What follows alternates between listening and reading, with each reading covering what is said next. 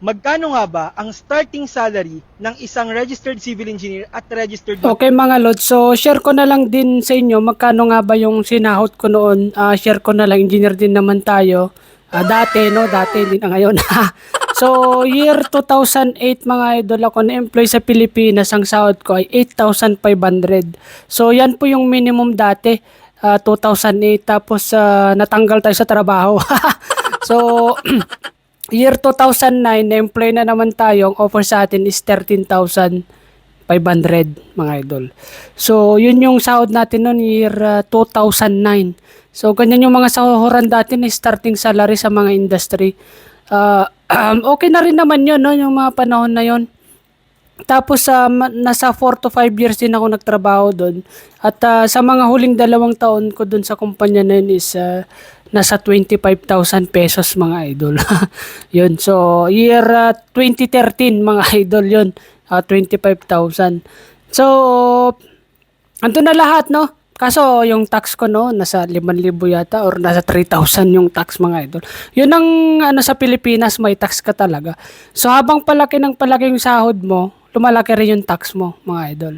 Tapos ang bagsak na natin ngayon mga idol ay OFW. OFW na tayo mga idol. Mula sa licensed engineer sa Pilipinas, naging OFW tayo mga idol. So, wrong move ako doon, wrong choice. Kung ang totoo niyan eh, no choice tayo mga idol. So, kapag kapamilyado ka na kasi kailangan importante, laging may income ka, laging may puro pasok ka. Hindi pwede na, kasi puro labas na kasi ngayon. Pagka wala kang trabaho ngayon, puro labas na. Ayun, so, wag kayo mag-OFW, maganda yung mga career ninyo, mga engineer yan, napakaganda po niyan. Ihanap nyo lang yung mga sarili nyo. Ako kasi, hindi ko na naihanap yung sarili ko.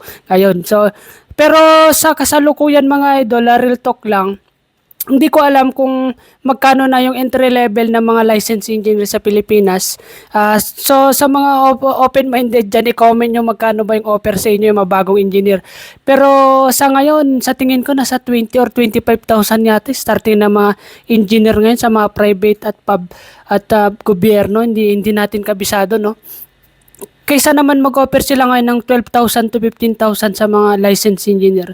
Parang hindi na siya practical, mahal na po lahat ng bilihin sa Pilipinas.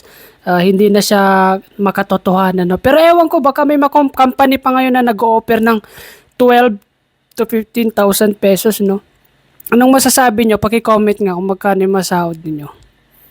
At siyempre sa mga baguhan dyan sa ating Facebook page or channel, huwag niyong kalimutang i-like, share at mag-follow na rin sa ating mga Facebook page mga idol, no? So, thank you, thank you.